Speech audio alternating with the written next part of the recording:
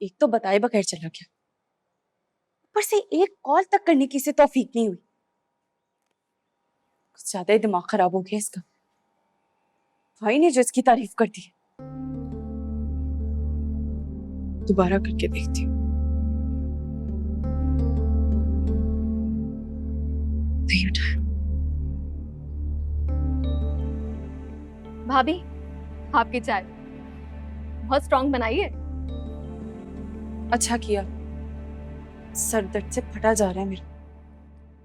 तो कुछ खा लेना, खाली पेट चाय नहीं पीनी चाहिए। आप नाश्ता करेंगी ना, दर्द भी ठीक हो जाएगा। हाँ, ठीक कह रही हो तुम। एक काम करो, तुम मेरे लिए ऑमलेट बना दोगी? जी ठीक है।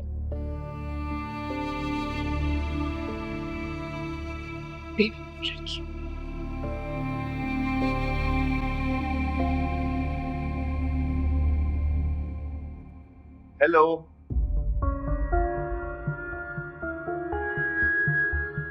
इतना गुस्सा, आखिर मेरा कसूर क्या है? अभी भी कसूर पूछ रहे हो? एक तो तुम पता नहीं कहाँ मुझे बताए बगैर चले गए, ऊपर से एक कॉल तक नहीं की, और जब मैं कॉल करी हूँ तो रिसीव भी नहीं कर रहे। एटीट्यूड दिखा रहे हो ना मुझे। मेरी मजाल कि मैं तुम्हें एटीट्यूड दिखाऊंगा। कल जाने से पहले तुम्हें कॉल की थी, मगर तुमने रिसीव ही नहीं की। पर वहां पहुंचकर इतना मसरूफ हो गया कि टाइम ही नहीं मिला। सारे इंतजामात मुझे देखने पड़े। ईशा में तदफीन की, उसके बाद खाने का इंतजाम किया। रात के 2 बज गए थे और सुबह सुबह निकलना पड़ा।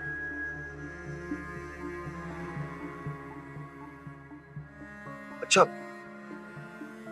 माफ कर दो ना, गलती हो गई। देखो कान भी पकड़ना प्लीज। लेकिन ये तो बताओ, अचानक से तुम्हारी खाला कहाँ से नमोदार हो गई? वो अम्मी की सगी चचाजाद हैं, लेकिन बहुत अजीब सी फैमिली है, गवार। इसलिए मैं नहीं मिलती उनसे। अच्छा छोड़ो ना, ये तो बताओ कि मेरे जाने के बाद सहन भाई ने कोई बात तो नहीं की? वो नहीं तो है ना?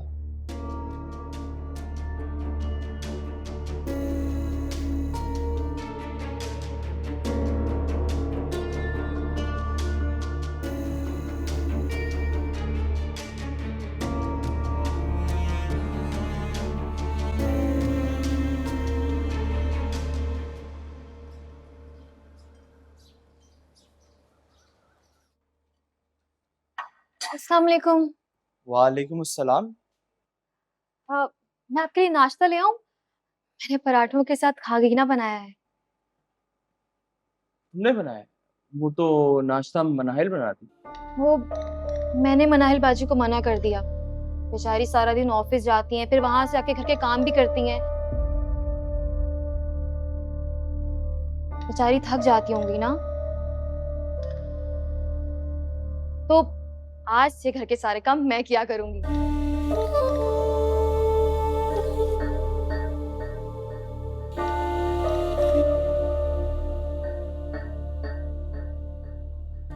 अच्छा, तो चलो देखते हैं कि कितने मजे का तुमने खागीना और पराठे बनाए हैं। मैं बहुत अच्छा बनाती हूँ। मेरी अम्मी और भाई बहुत तारीफ करते हैं।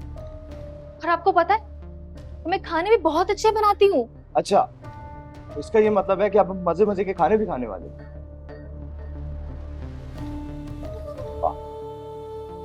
जितना देर हो रही है, नाश्ता ले। जी मैं अभी लेकर आती हूँ।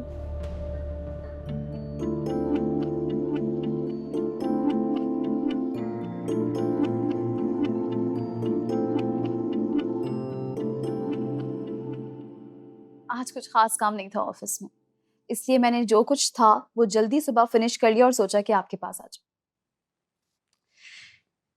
बेटा, तुम्हें अचानक देखकर जो मुझे खुशी हुई है ना, तुम्हें अंदाजा ही नहीं है उसका। सच कहूं तो मैं बहाना ढूंढती हूँ आपके पास आने का।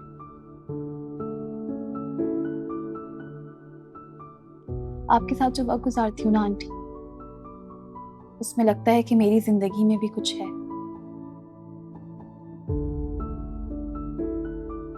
किसी का प्यार, किसी की मोहब्बत, किसी का ख्याल। काश कि मैं इस वक्त को ठहरा सकती, मगर तकदीर से कौन जीत सकता है। ये अनमोल हीरा मेरे नसीब में ही नहीं है। अच्छा आंटी, मुझे ये बताएं कि बाजार से क्या क्या लाना है। मैं अभी चली जाती हूँ। अच्छा है ना, आज ये काम भी हो जाए। हाँ, वहाँ मेरा फोन रखा है, वो दे दो मुझे, उसमें है लिस्ट।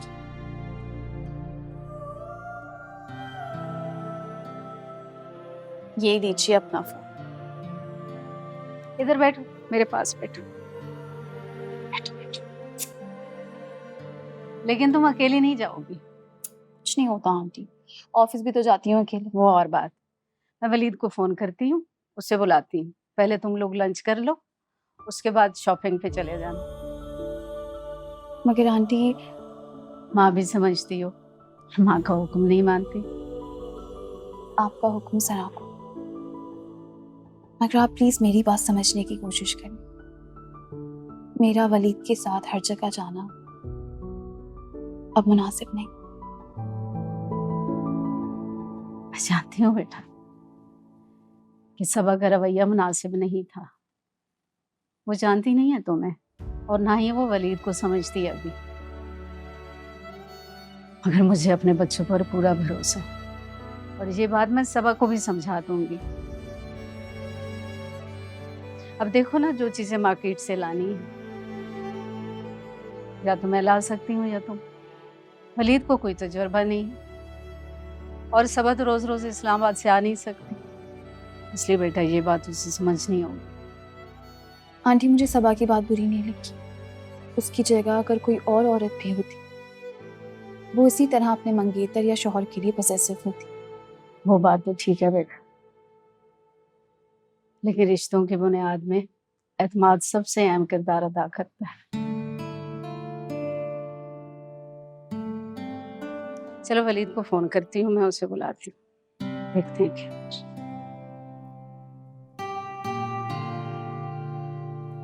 हेलो, हाँ वलीद बेटा, तुम अभी घर आ सकते हो? मनाहिल आई है, मार्केट जाना है, कुछ चीजें रह गई हैं। चलो ठीक है, तुम आ जाओ, लंच घर पर ही कर लो। खुदा हाफिज। शाना हुआ करो।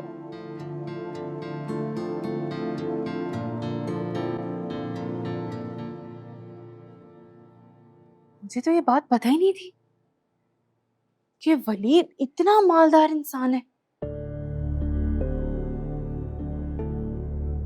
वलीद का महल जैसा घर,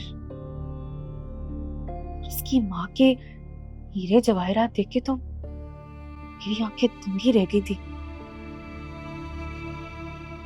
ऐसे अमीर लोगों से तो फायदा उठाना चाहिए।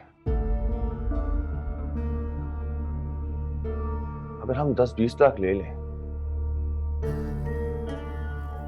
तो हमारा कारोबार भी अच्छा चलेगा और प्रॉफिट में हिस्सा भी ज्यादा होगा। हाँ, मुझे तो ये ख्याल ही नहीं आया। लेकिन हनान 10-20 लाख बहुत ज्यादा होते हैं, इतने तो वो शायद ही दे। बेवकूफ, अगर तुम 10-20 लाख मांगोगी तो वो 4-5 लाख दे ही देगा। और अगर तुम 4-5 लाख रुपए मांगोगी तो 1-2 लाख में टरखा देगा। हाँ, ठीक कहा तुमने।